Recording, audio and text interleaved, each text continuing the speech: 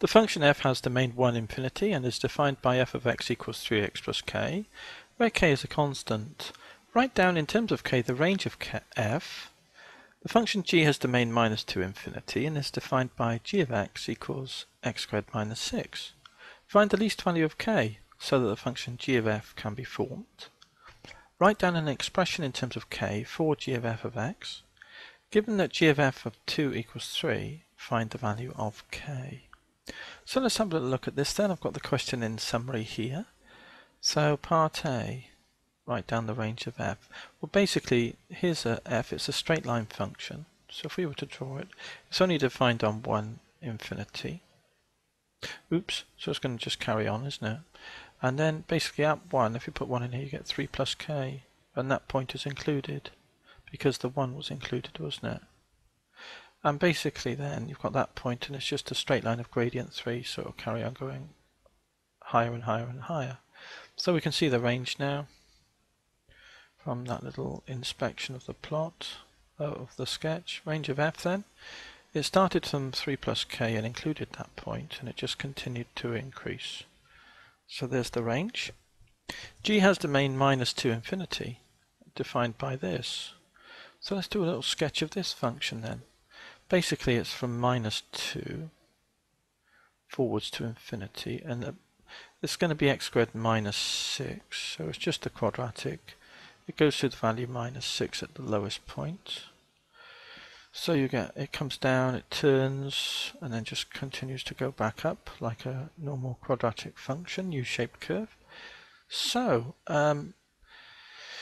okay, so find the least value of k so that g of f can be formed. So this is part B. So here we require for g of f to be well defined that the range of f must sit inside the domain of g. Okay, so the range of f is this,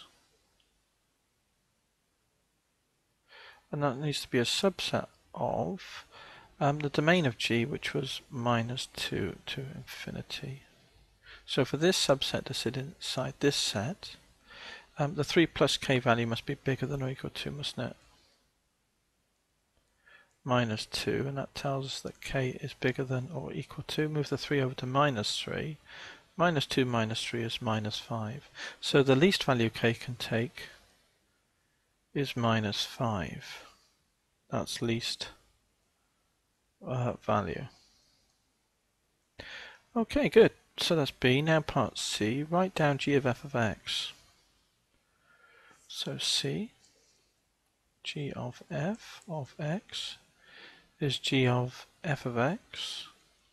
F of x is equal to 3x plus k, isn't it? And g was x squared minus 6, so it's the something squared minus 6. Square, expand this bracket, 9x squareds. 3kx plus 3kx is 6kx, the middle terms, and then the k squared at the end. When we expand the bracket, take away the 6. So we get that.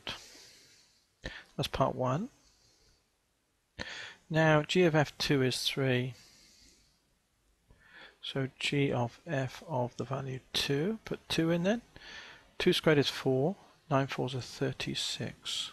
2 times 6 is 12, so that's 12k, plus the k squared, minus 6 must equal g of f of 2 is 3, isn't it? So what does that tell us? K squared plus the 12k, and then we've got 36 take 6 is 30. Move the 3 over minus 3. 30 minus 3 is 27. Now we need to factorise k in a k, and it's 9 threes, isn't it? Because that adds up to 12. So plus 9 plus 3 is the factorisation here.